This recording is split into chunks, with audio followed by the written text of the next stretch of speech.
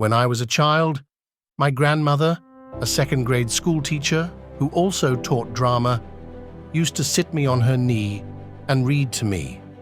She read with great enthusiasm and a lot of drama. One of the children's stories she read to me was about the three little pigs. One built his house out of straw, one out of twigs, and one out of brick. You know the story. The two who built their houses, quick and dirty, goofed off, parted, and made fun of the bricklayer because he was taking too much time and effort to do it right.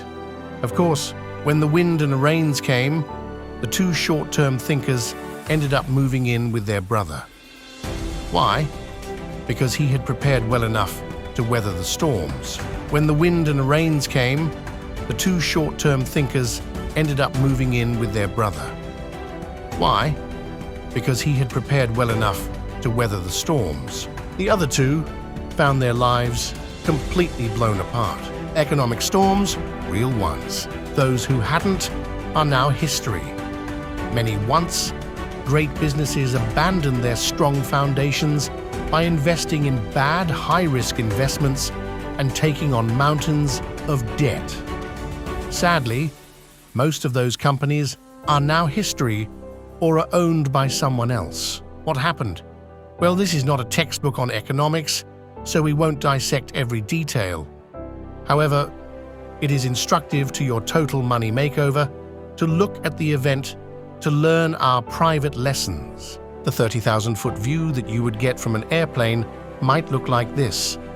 Broke people in serious financial trouble borrowed money from greedy bankers at horrible terms and high interest rates to buy homes. The loans were not prime, good loans, so they were accurately called subprime loans. That just means these mortgages were less than good. Duh! This rip-off lending has always been done, but never on such a large scale. In an effort to make more profits to keep their stock prices up, banks and investment bankers began to buy these loans in bulk, and they bought lots of them.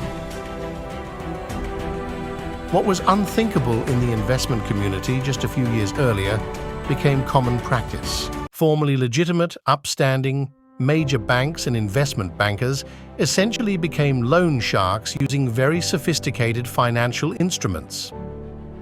For years, the mortgage industry had packaged good mortgages together and sold them as bonds. You have probably heard of Fannie Mae bonds. That used to refer to a group of good Fannie. Good news, bad news. The good news is that we are recovering and will continue to recover. Some learned the painful lessons on a private individual level. Others learned the economic lessons on a more widespread national level. Many people didn't learn anything at all. The great news is that, for some of you, this event was your Great Depression, emotionally speaking. The Great Depression permanently changed the way many people handled their money. If you have a grandfather or great aunt who was an adult during that time, he or she likely has a completely different way of looking at debt, saving, and giving than most people of other generations. That is because your loved one has experience. And as my pastor says, a man with an experience is not at the mercy of a man with an opinion. I went broke 20 years ago, and that experience changed my life. I have applied the principles of this book to my life for the past 2 decades, so when this storm hit in 2008, I was just a spectator. It didn't hurt me a bit. I have actually come out ahead by buying real estate at great prices and investing heavily in the stock market while both were down.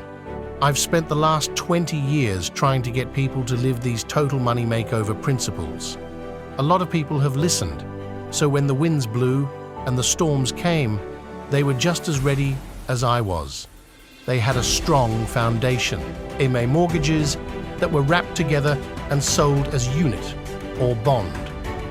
During this period of stupidity, however, the subprime bad loans were packaged together and sold as bonds. A lot of them. We live in a cause and effect world. What you sow, you will reap.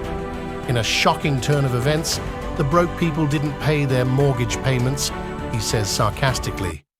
This, for some unknown reason, seemed to surprise the greedy bankers. Surprise? Broke people can't pay ridiculous house payments. Go figure. The big problem, however, was scale. A lot of broke people didn't pay their payments, so foreclosure numbers began to rise rapidly. In some boom markets, where the real estate prices had shot up artificially high, the foreclosures began bringing home prices down, and down, with values dropping so low, relatively secure and responsible homeowners started to get in trouble too. Fear broke out on Wall Street, and stock prices started dropping. By the time the fear got to Washington, it had become a full-blown panic. And once the panic got to the news media, it had become all-out hysteria. Every day, American consumers watched the hysteria play out on television. With their 401k and home values dropping, they wisely decided this was not a good time to keep spending like a drunken congressman. When we stopped buying stuff at a breakneck speed, the economy slowed and businesses began hurting everywhere. Companies who were deeply in debt and cash poor began to die. A lot of businesses vanished almost overnight. People stopped buying washers and dryers, so the washer and dryer manufacturer started laying people off, and unemployment rose. This, of course, just made the cycle go around again, forcing real estate and stock prices even lower. Flying turkeys. What does all this mean for your total money makeover? The first lesson of this economic storm is that your financial process and principles must work in good times and in bad times. Otherwise, they don't work. Our economy had been so good for so long that really stupid ideas had been working on the short term.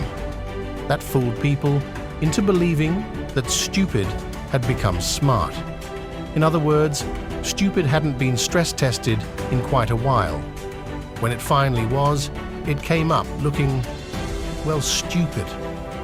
When times are booming, you can do dumb things with money, get sloppy, and take huge risks without realizing it.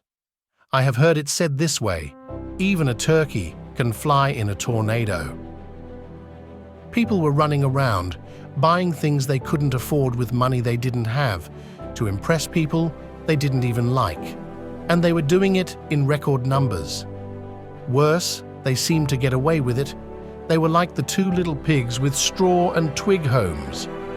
As long as the sun was shining, life was a party, and the pig with brick seemed kind of nerdy, or overly conservative, or even fanatical. But when their stupid theories were stress-tested, their houses fell.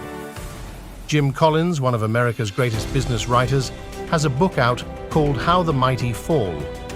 In this book, he discusses the 5 stages of decline when a business fails or falls. There is a great application here for our nation's economy and for your life and mine. Collins says the first stage of decline is marked by hubris, pride and arrogance mixed with a false notion of invincibility lead the mighty to take huge, ridiculous risks.